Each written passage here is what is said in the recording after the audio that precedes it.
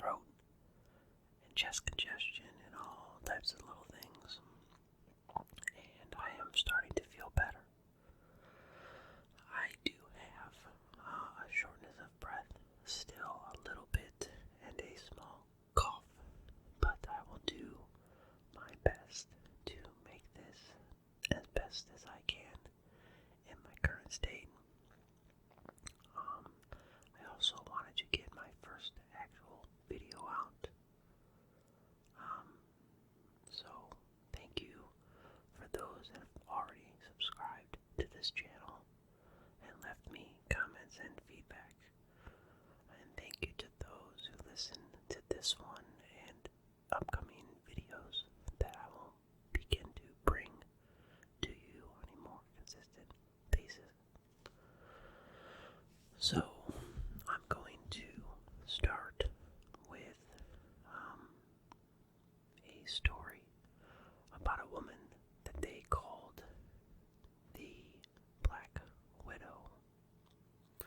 My second story, I believe second, for those of you that maybe don't want to listen to this kind of story, it will be about a woman who was psychologically messed up and did things to hurt her children.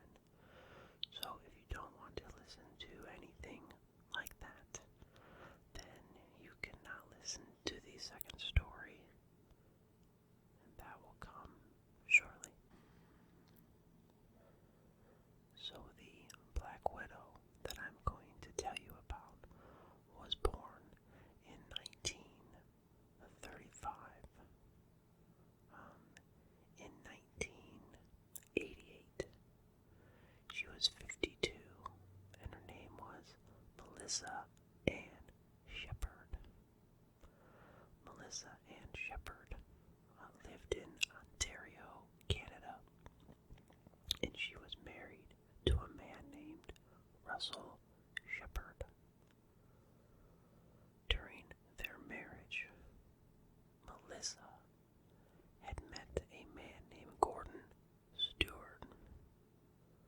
Gordon Stewart was a factory worker who had 2 children, and he was a single father to those children because his wife had passed away. Shortly after Melissa and Gordon met each other, they began to have an affair. This affair turned into a situation where Melissa ended up divorcing her husband, Russell, and she then later married Gordon Stewart and became Mrs. Stewart. 3 years later, on a date of April 22nd, 1991, Melissa drugged Gordon Stewart, her husband, with a drug consisting of Valium and Restorol, which is a drug, and excuse me if I pronounce this wrong, benzodiazepine. Hope that's right. If not, won't be the last mistake that I ever make. So, after she drugged him, she drove down a highway near an airport that they called the Halifax Airport, where at this point she pulled his body out of the car. She put it in the road, and she proceeded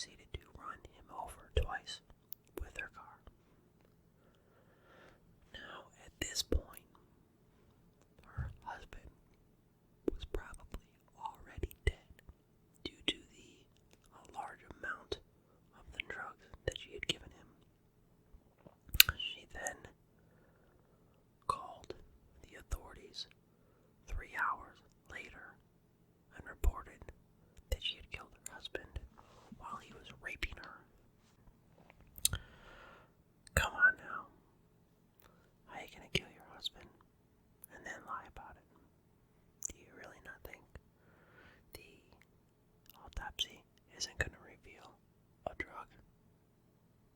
Come on now.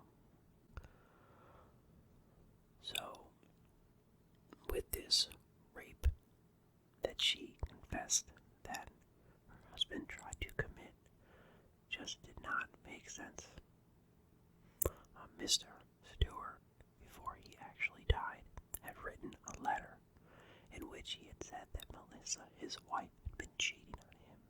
She repeatedly lied about everything, and she literally drained his bank account. And then, guess what? Authorities found traces of the deadly drug in his system. So, in the spring of 1992, a jury actually found in Kingston, Ontario, Melissa guilty of her manslaughter. The judge sentenced her to 6 years in prison. While Melissa was incarcerated, she opened up a support group for abused wives that were abused by their husbands. So basically, let's kill a man who did nothing but support you. And let's drug him, call him a rapist. Then let's get into a group that supports abused women of their husbands, like you are actually part of that group. What a joke. So, after only 2 years of her sentence, this crazy ass woman became a nationally known spokesperson for the battered wife syndrome. How does that happen? In April 2001, she met another man at a Christian retreat in Ontario. This man's name was Robert Edmund Friedrich, and he was 83 years old. She met him in April of 2001. Literally the day after meeting this guy, she sent him a letter and wrote, "God wants us to be married." Are you serious? Guess what? The next day, they got married. Come on, guys. The next day. Slow down just a little bit. I'm sorry. I am definitely laboring for breath. This isn't as easy for me to do as it normally is. And I am very tired. So, excuse me if I don't have the best whisper right now. I'm doing my best. Bear with me. So 1 year after Melissa and Mr. Fredwick had been together and married, Mr. Frederick died of cardiac arrest. When he died, Melissa emptied his bank account of $400,000, and she continued to receive his Social Security payments after he died. Wow. So, she also arranged for Mr. Frederick to be cremated, which basically kept him from being autopsied to find out his cause of death. So, because of his age, basically they ruled out any kind of suspicion of foul play, and she was not deemed guilty of any crimes in connection with his death. So then we move on to March 2004, which was 2 years after Frederick had died. At this point, Melissa hooks up with a Florida guy that she meets in the west coast of Florida on a dating site. On a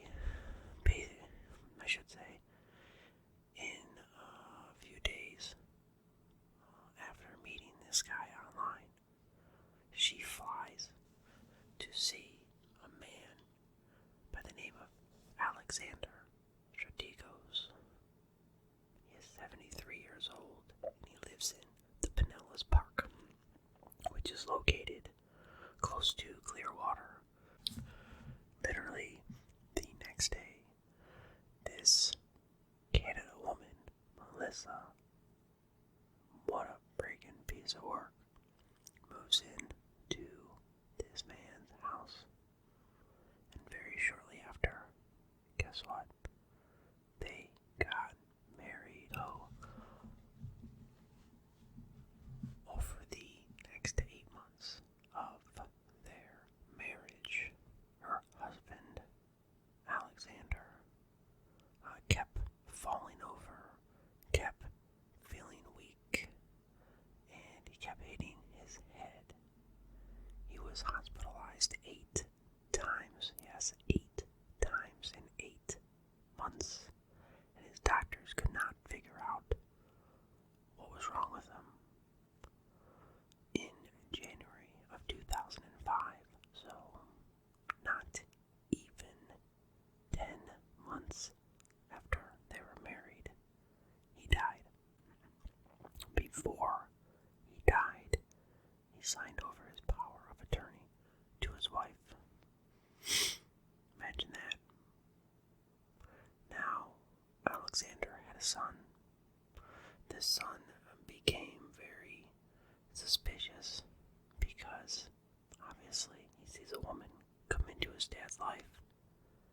He can't stand up. He's got no strength. He dies. He figures there's something wrong. And he also notices that in the medical records, it was listed that he had an unprescribed drug, benzodiazepine, in his system, the same drug that she had given to the first husband that was ran over twice. And he became very suspicious. Now, Melissa had also withdrawn $20,000 from the deceased man's checking account. So, shortly after, I shouldn't say shortly, because it was another year, but in January 2006, the police arrested her on grand theft and forgery. She actually pleads guilty to the charges and a sentence to 5 years in prison. 5 years. So on April 4th of 2009, when she is released, she is deported and flown back to Canada, where she is never charged for any crimes in Canada. I'll tell you what, I didn't expect the struggle when I was doing this. It's definitely a lot tougher. My chest definitely needs to clear up some more. Again, I apologize. Thanks for sticking with me. So, moving along, on September 28th of 2012, Melissa marries a man named Fred Weeks. At this time, Melissa is now 77 years old, and Fred Weeks is 75, and he is from the New Brunswick area up in Canada. So, after they get married, they have a honeymoon in Nova Scotia. And, that night, he gets sick, and he wakes up in the morning, and he has to be hospitalized. So, folks, that didn't take very long at all. So, the nurses at this hospital noticed that he was injected with something, and they didn't release what that injection was exactly. And the hospital alerts the police on October 1st of 2012. Fred Weeks leaves the hospital. The police finally arrest Melissa again on charge of administering a noxious substance of some kind. Now, because of her criminal record and the fate of her past husband, it was pretty easy to take her into custody and think there was foul play in this incident. The judge at her October 5th, 2012 court hearing denies her bond. Probably a smart move. So on June 13th, 2013, so a mere she pleads guilty to administering the drug. The judge then sentences the 78-year-old woman to 3.5 years in prison. 3.5. Yay, 3.5. Now, that is not enough, folks. 3.5. Now, if I murdered one person, I would get way more than 3.5 years. How are you gonna try to kill all these people and again get 3.5 years? What the hell? So, on December 16th, 2014, the Nova Scotia judge does not give her parole. Thank God. She was only given 3.5 years, and they tried to say that she should not have been given a smaller sentence due to her age, but I do think that she was only given 3.5 years because of her age. But I don't care if you're 70, 80, 90, or 100 years old, you are still capable of murder if you are a horrible, bad, messed up person. Period. So, on December 16th, 2014, when the Black Widow, Melissa, tries to get parole, she is denied and told to stay behind bars until January of 2017. So, in 2016, on the date of March 18th, she was released back into society, and she had been behind bars for less than 3 years. Come on. How are you gonna let her out early? She keeps killing people. And it's insane. They asked the Black Widow's attorney to make a statement, and one of his final statements after everything to reporters was that I never thought that she was trying to kill anybody. I mean, if you really look at her past, she just wanted to influence her ex-husbands and have them change their insurance and wills. Like, no shit. She wanted their money. She wanted them to die. She wanted a free ride. Not once, or twice, or 3 times, but 4 times. I mean, she spent her whole life, over 50 years old, trying to hurt, kill, and steal from the men she met in her life. Now, I don't have history of her first 50 years of living, but I bet there's an interesting story about her childhood somewhere that relates to how fucked up she is. But I'm not even gonna look into that. She's not worth my time. But she was worth this dumbass story. And some people are just screwed up in the head. I found this story interesting because there are lots of times when, there are bad people right in front of us, and the authorities know about it, your friends know about it, your family knows about it, and it seems nobody does anything. I mean, I feel like a lot of us that are listening here, if we robbed a store, if we hurt somebody, if we accidentally hurt somebody, we'd spend more time in jail than this woman. We wouldn't be free right now. Not for a second. But she just keeps on going and going and going. Yes, she's in her 80s. yes, our time may come and be over, but at the same time, she still has time to kill some more innocent old men. So God be with the souls that meet this woman. And if you're an old man and you're listening, stay the hell away from this Melissa.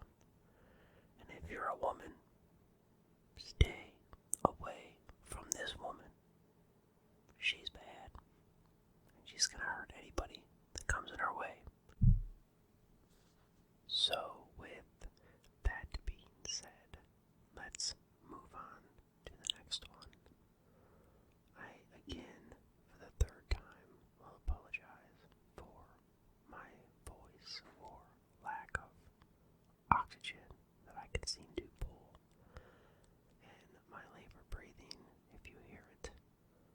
I just wanted to get a story out because it had been a while, and I wanted you guys to know why it's been a while, and I will continue to bring these, and I will get healthier as the days follow. So the second story I wanted to talk about is about a woman by the name of Laurel Schlaumer Ludwig. Okay, Laurel was married to a man named Mark Schlaumer in July of 2005. In 2006, of the month of May, they purchased a house in McCandless, Pennsylvania, which is close to the area of Pittsburgh, Pennsylvania, not very far from where I live now. And I am not in Pennsylvania, but I'm not that far either.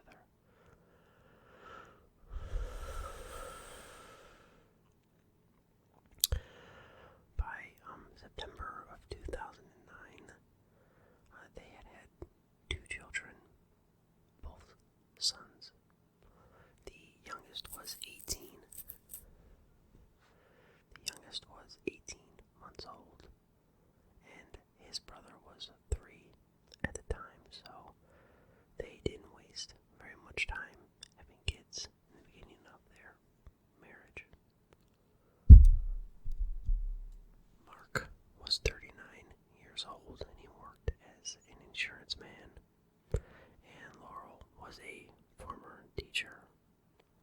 She no longer was a teacher because she stayed at home to raise the boys. So, on the date of September 5th, 2009, the family was parked at retry. On September 5th of 2009, their Honda Odyssey was parked near a mall called the Rose Park Mall, and somebody walked by the mall and noticed that there was a toddler inside, and somebody called 911 because there was a toddler inside a vehicle with nobody there, with a window cracked. And when the authorities got there,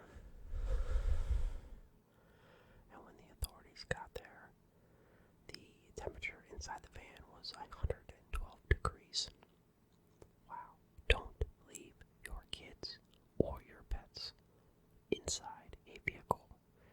If you think that that is okay, then how about you go sit inside the vehicle on a hot-ass summer day and crack the window a little bit, and how about you sit your ass there and tell me how quickly you get what's called hot and dehydrated.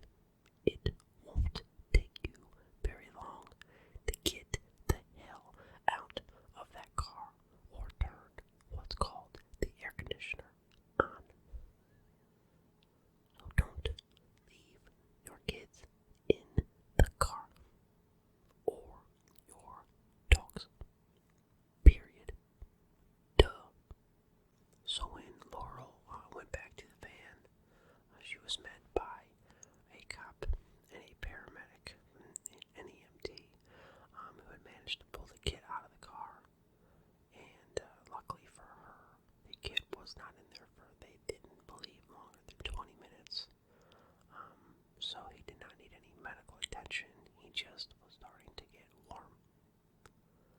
That's already too long, everybody. What the hell is her problem?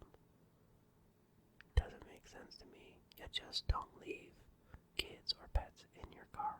I can't say that enough. So, because nothing actually happened to her child, she did not have to do any jail time.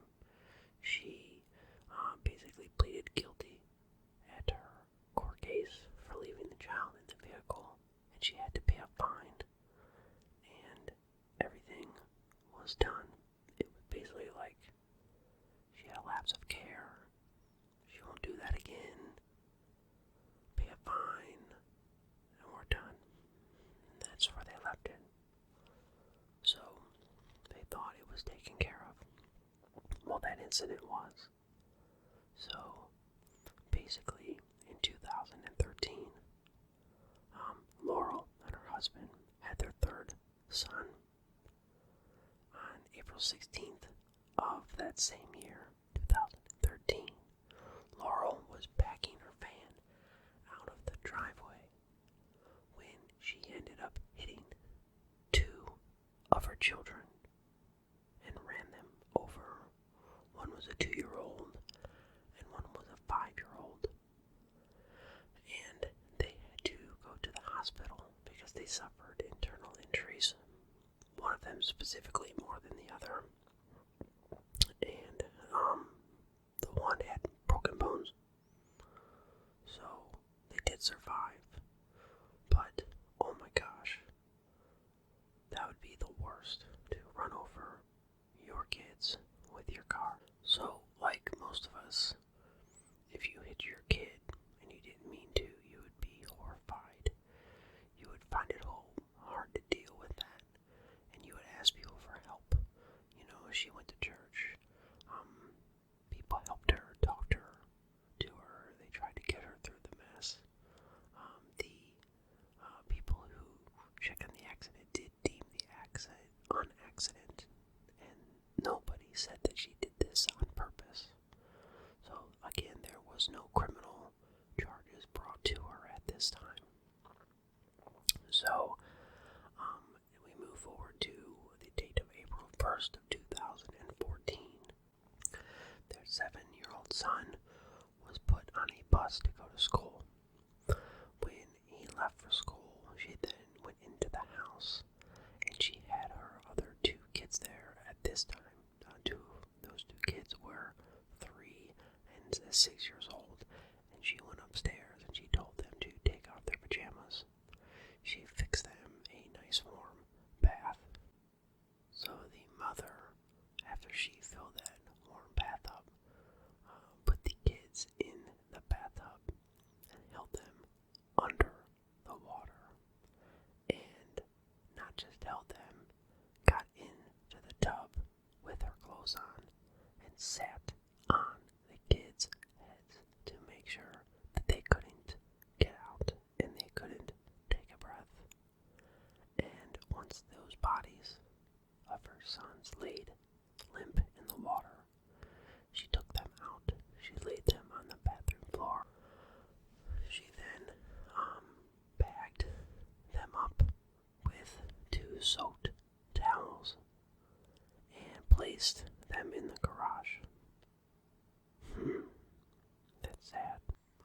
So, when Laurel was questioned by the detectives, she had made a statement to them that she could be a better mother to her oldest son if the younger siblings were not around anymore.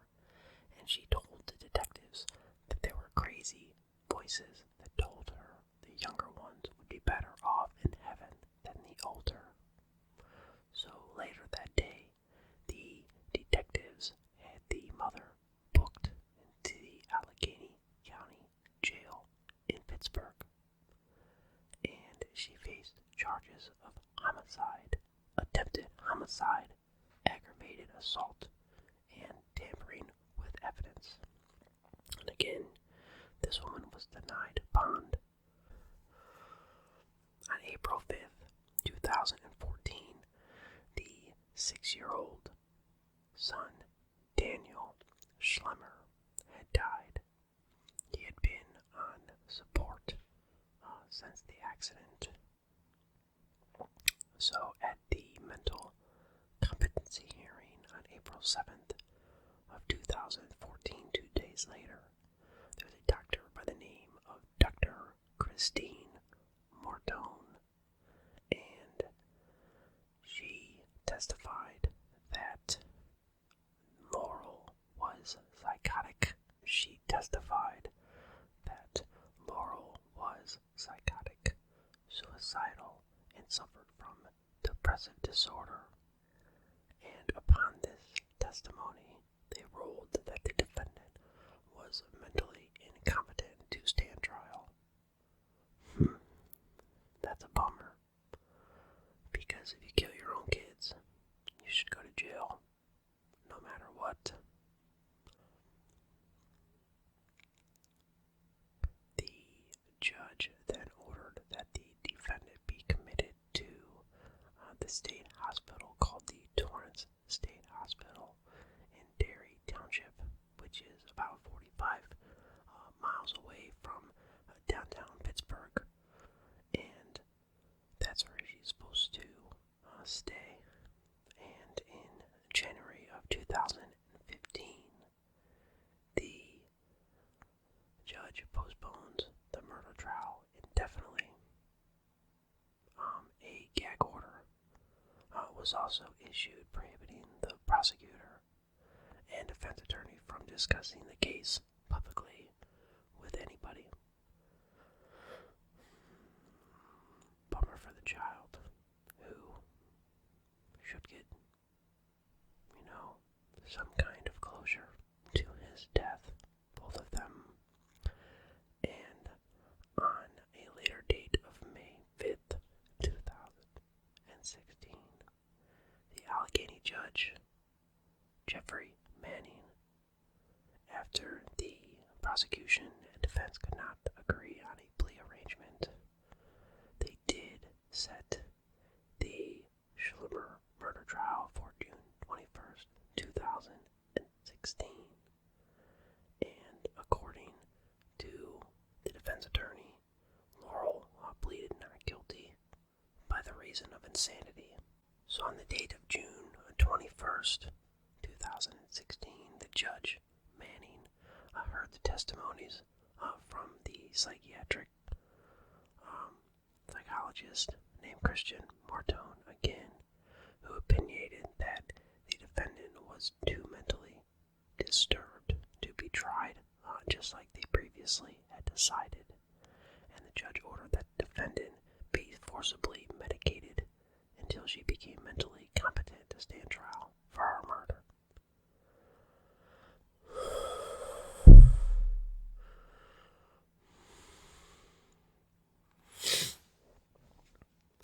On March 16th, 2017, following a bench trial. Those of you that don't know what a bench trial is, it is a trial that is held without a jury. So, this is the judge who's going to listen and come up with his own decision, not a group of people arranged to listen and give the verdict.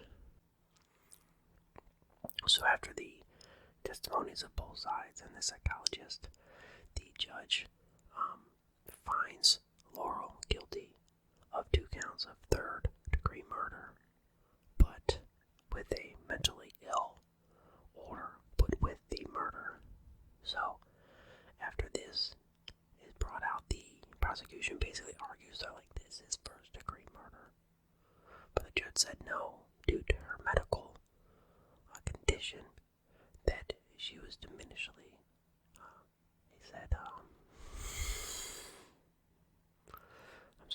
she acted in a diminished capacity. And in Pennsylvania, that basically means that a convicted person would be given an appropriate mental health medication in prison instead of going to a medical institution. So, at least she got to go to jail. So, she was actually sentenced anywhere from 10 to 20 years in jail.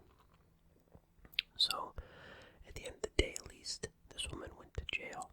But, wow, what a crazy story. I mean, basically left your kid to die in a car. Maybe not to die, but what a horrible act to leave your kid in a car. Just like I said, you leave a kid or a dog in a car. Like, what the hell is your problem? It's just careless and senseless, and it doesn't make any sense. And I have a 2-year-old that is amazing, and I would never do that to him on a hot day. I won't do it if I'm going inside for 10 seconds, let alone 20 plus minutes. Like, what the hell is wrong with you? And, just all the incidents that came through, if somebody would have noticed, or realized that there was a problem like this, then maybe those 2 kids would be alive. So, what a bummer, and what a crazy woman. And I do have a lot of other stories, and some even more interesting. I just wanted to at least get some kind of content out for you guys. And this is a new mic, and I'm messing with some gain, and just give me feedback because I'm gonna get better. But again, I'm sorry for the labor breathing and the maybe harsh voice or anything that comes along with this. I promise next time it will be better, and I will be able to breathe normal. And I appreciate you listening, and I appreciate you being a part of my channel. And I look forward to, like always, expressing more and more stories. And if you have any suggestions of stories you would like me to do, or anything you want me to research, I will gladly research any story that you ask me to do, and I will do it for you. And until next time, again, thank you. And signing off, bye-bye now.